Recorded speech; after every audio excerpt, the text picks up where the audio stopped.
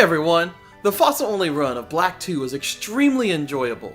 Let's attempt the opposite today. Can I beat Pokémon HeartGold with only a Pichu? Yes, that's right, the baby Pokémon Pichu. Just look at its base stats. Dare I say anything else? It's just plain horrible. But who knows, I've seen crazier things happen. In terms of movesets and TMs, Pichu does not learn much in Gen 4. In fact, by level 18, we have all of the level up moves. Our first TM won't come until Goldenrod City either. Let's go over the rules of the challenge. In combat, I'm only allowed to use Pichu. I'll need other Pokemon to use for HM moves outside of battle, but they cannot be used in battle. No items in battle, though held items are perfectly fine. Also, make sure to like, comment, and subscribe for more. Well, let's just see how this goes. Comment below if you think I can win or not. After enough grinding, I feel like I could probably beat the champion, but I am not sure about Red in the postgame. Let's just see what happens. I used the Universal Pokemon Randomizer to change Totodile with Pichu. This will give the rival Chikorita and probably the hardest for us to contend with. Alright, let's check it out. Miracle is her name. Naughty Nature increases attack while decreasing our already horrible special defense. Normally when we pick the starter in these games, their stats are all above 10. Not Pichu's. I can already feel a rough run coming in. Well, at least we start with Thundershock. Probably the best point here. The main first fight is the rival, and we do have to have a couple levels gained on him. Since Charm lowers attack by 2 stages, I start off the fight right with that to decrease the amount of damage we are taking. Now the fun part. Hitting not very effective Thundershocks over and over again. I mean, it won't take long to get a paralysis affliction on Chikorita, and our Thundershock spam continues until it faints, and we actually win the first rival fight. The first gym leader is Faulkner and Flying type.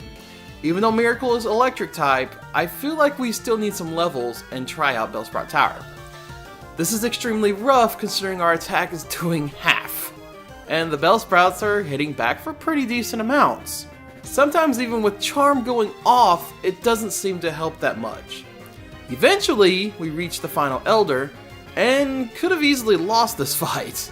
By the time Hoot Hoot came out, Miracle was down to 10 HP before getting put to sleep with Hypnosis. Waiting up the following turn was what let us win the fight. Getting to Faulkner was easy enough, but taking him down is no easy feat. So much so that it actually took 3 different attempts to finally get a win. Pidgey's easy enough with a one-shot from a Thundershock. It's the Pidgeotto right after that's the main issue.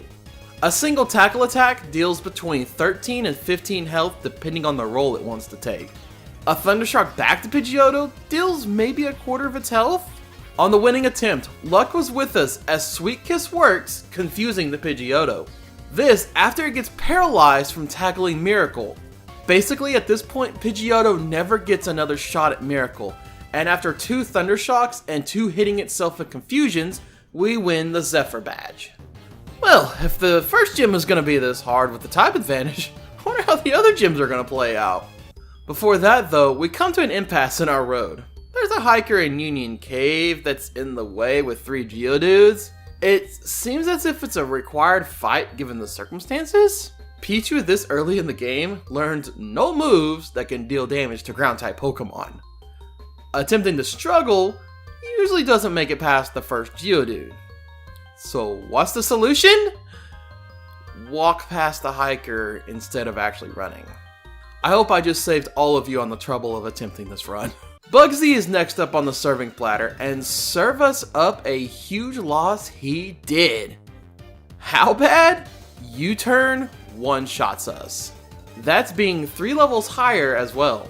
On the next attempt, we gain 3 additional levels after grinding and Slowpoke well. This time around, Scyther starts off with Focus Energy before hitting us with a quick attack, killing half of our HP, but getting paralyzed in the process. We can just about take it down, but its berry ensures it holds on long enough to U-turn and take out the remainder of our HP once again. Back to grinding. You're going to be hearing that quite a lot. At level 26, this run happens. We trade blows with Charm lowering Scyther's attack by 2 stages, while she goes for focus energy. Next turn is Nasty Plot for us, but then a Leer from the Scyther. Now our Thunder Shocks will 2-shot the Scyther, but a quick attack back to us deals 20 damage. Thankfully next turn, Miracle knocks out the Scyther. At this point, the leader is a piece of cake. Bugsy's next 2 Pokemon are Kakuna and Metapod, both of which are not at all threatening in any way. 2 gym badges down and a rival fight coming up. This one took a couple of tries, mainly due to Bayleaf. Ghastly never hits us, instead going for Mean Look the one turn it actually gets to act. Zubat is a one-shot with Thunder Shock, and now we have Bayleaf. How did we win the day? It was kinda all luck. Charm to lower its attack while a Reflect pops up. Doesn't really affect us at all. Then Sweet Kiss to confuse it and try to get that residual damage in while setting up 2 Nasty Plots. Miracle will get poisoned, so again, it's a race against the clock anyways. After so many long turns, Bayleaf finally goes down to our strategy working out for us. After reaching Goldenrod City, I want to get the TM for Thunderbolt since that's going to increase our attacking power by more than double. Hours upon hours of playing the dreaded Voltorb Flip nets me enough coins to buy the TM, and we get that right on to Miracle. Where better to test that out than at the gym against Whitney? Do you know just how quick this is going to be? I Nasty Plot twice while taking a couple of double slaps, then one-shot the Clefairy.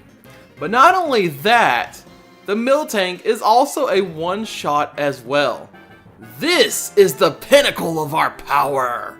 Of course, much jogging later, Ecruteak City is upon us, and our rival once again wants a piece of us. Ghastly is a one-shot to Thunderbolt, Bayleaf is his second one out this time, and we start off with Charm to reduce that attack. Reflect still doesn't mean anything to us, since we only use special attacks once again. Next turn I start to set up Nasty Plots, but get poisoned in the process again. Once again, another race against time. Good thing a Thunderbolt will take Bayleaf down to about half HP. Of course, same with his Magical Leaf as well. We will get it down next turn, but not before being left with 16 HP. Zubat is a one-shot to Thunderbolt, but Poison brings us down to 8 HP. His next Pokemon is Magnemite, which is also resistant to our electric moves. If this was not a one-shot, Miracle would have fainted and lost the fight. We've got a nice little run going on here. Let's try our hand at the Ghost Gym. Okay, you can't blame me for being slightly worried about this, since our stats are so darn low. Ghastly was good to us and just let Miracle set up a Nasty Plot, while it just using Mean Look. Then it's a one-shot Pain Train for the Ghosts. They fall one by one. I mean, the last Haunter actually got a hit in with Sucker Punch, but nothing to worry about here. With our hands on the HM for Surf, we need to catch a Pokemon capable of surfing. Krabby was first up and it becomes our Blossurf. With their little surfer in hand, it's signed with City Time to get not only the secret medicine for Amphy, but to take on the next gym leader, Chuck. So I actually kind of worried about this gym to the point that I set up a Charm on Primate and then a Nasty Plot. It never once hit me since all it did was Leer. A Thunderbolt takes it out the next turn. Poliwrath was the exact same. It's super effective, so that doesn't actually help its case out. But now we have the part of the game where we have hit a major, and I mean a major, roadblock. Jasmine is Steel type, starting off with Magnemites that will Thunder Wave first, Confuse second, and then we'll go to town on you. On multiple attempts of her fight, I never got past the first Magnemite since our damage is so low. So instead I attempt Price. Price is basically the same in a little different way. His first Pokemon will go down in one hit of a Thunderbolt, but his second is Piloswine, a ground type. Our headbutts just do very little, and his Blizzard or Mud Shots do a lot to Miracle. What you're seeing before you are sped up attempts of the different leader fights at various levels. After defeating the Poliwrath in the last gym, Miracle was level 40.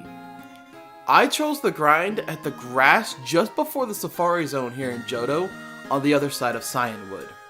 To me, it's kind of the best place to grind since it's quicker encounters and lots of good experience that can be gotten from there. Also, during this grind, I did the Rocket Hideout in Mahogany Town. Of course, you probably already knew that since I've attempted Price a few times now. Finally, I've also picked up the TMs for Hidden Power and Secret Power. Secret Power was actually completely useless, but Hidden Power is actually good on Pichu. It took a lot of testing, but found out it was Ice type with a very low power.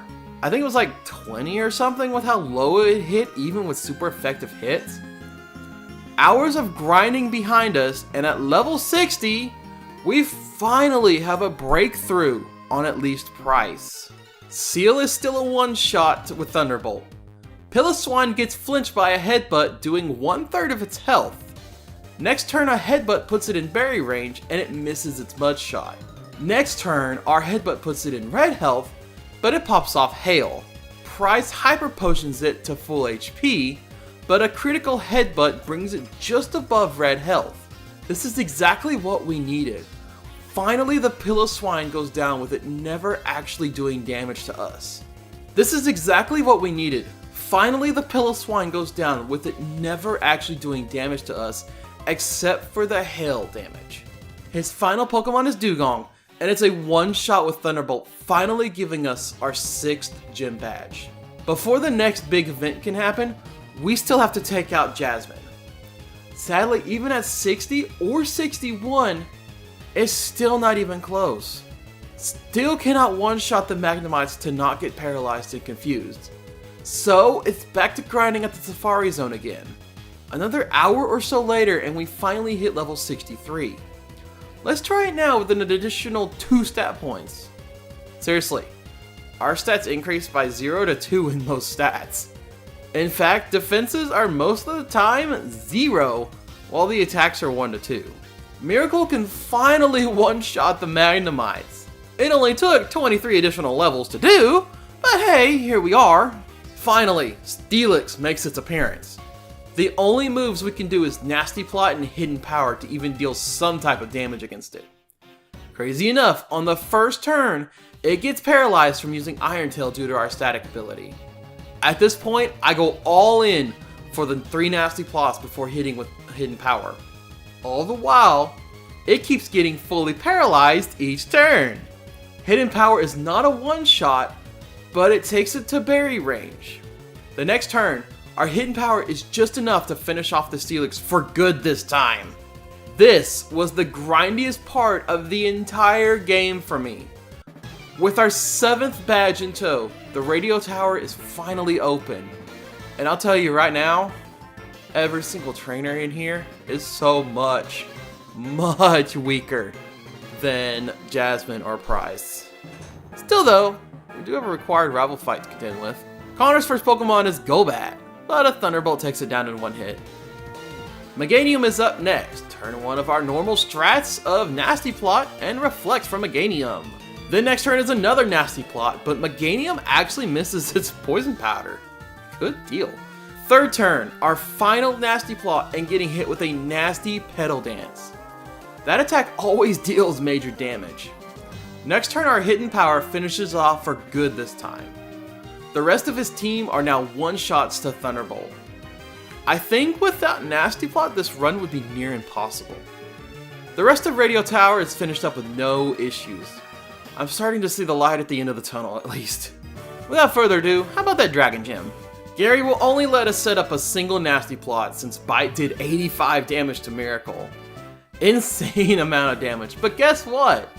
With only 1 Nasty Plot, we sweep the rest of our team with either Thunderbolt or Hidden Power Ice. I was surprised to see Kingdra drop in 1 Thunderbolt, but I'll take the win after all the hell we have been through. Before we're able to head off to the Pokemon League, the Kimono Girls wish us to battle us one after another without a chance to heal in the middle.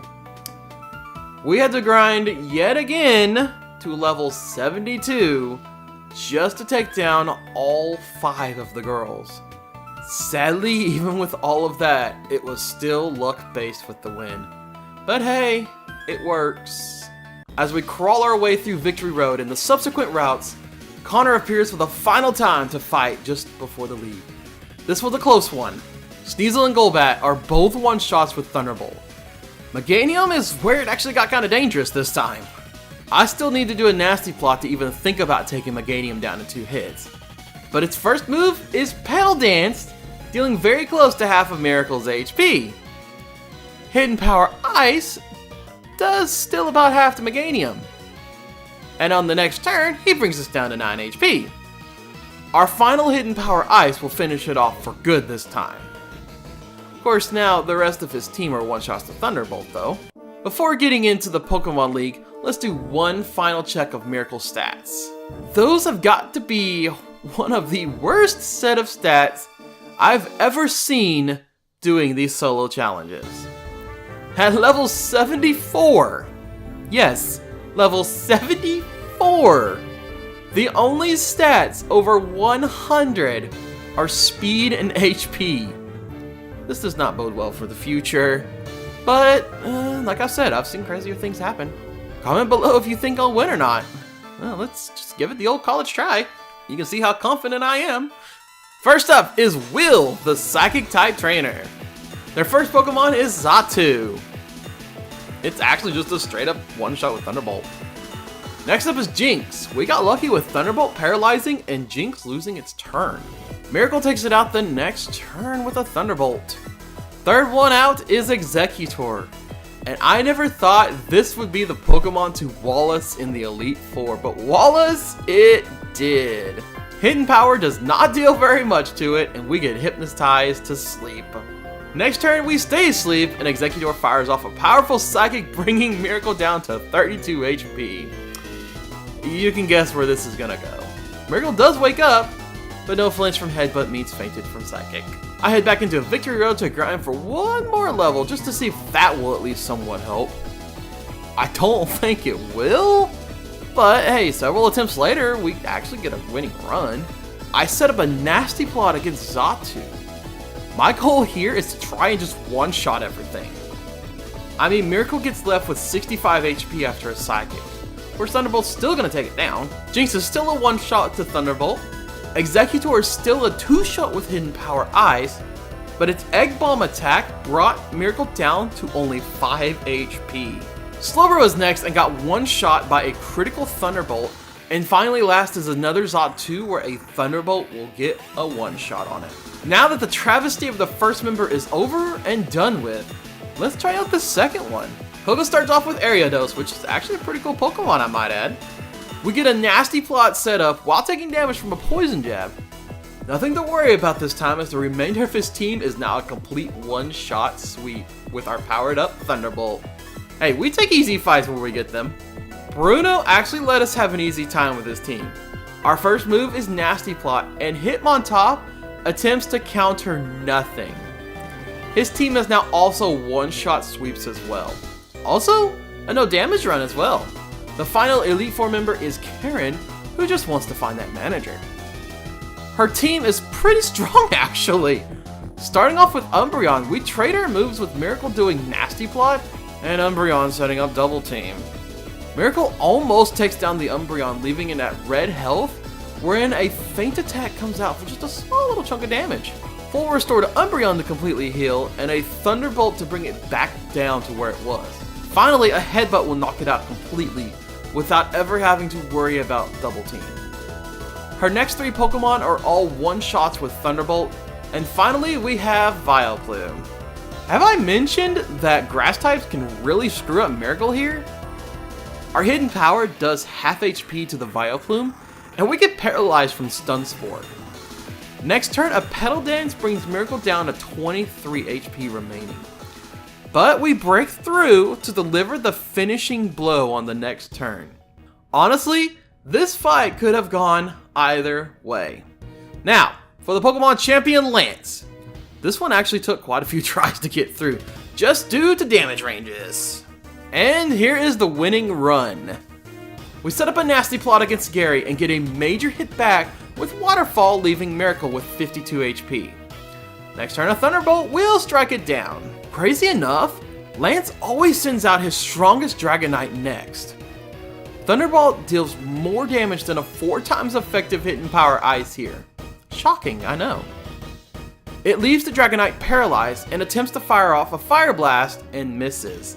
Next turn it goes down to our next Thunderbolt. Next 2 Pokemon are the other 2 Dragonites, but they are both one-shots with Thunderbolt. Charizard is also a one-shot with Thunderbolt, and finally is Aerodactyl, and I had thought this would be faster than Miracle. I was wrong, and a Thunderbolt takes it down, winning the fight, and finally putting us into the Hall of Fame. This challenge may be completed in terms of Hall of Fame, but in terms of gameplay, it's not even close. There's still the whole of Kanto with 8 other gym leaders to deal with, and I'll be honest, some of the other gym leaders were extremely difficult. Sabrina and Erica were the ones that walled us for a while. The only fights that I'm going to actually show are Blue and Red.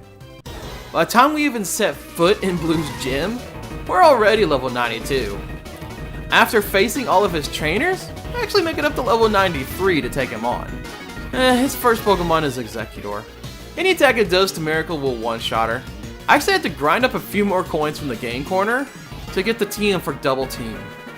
Sadly, from this point on, it's going to be required in order to complete this run. It only takes 3 tries before we are able to set up double teams and nasty plots without getting hit. At these levels, we actually need to use 3 nasty plots in order to effectively one-shot the Pokemon.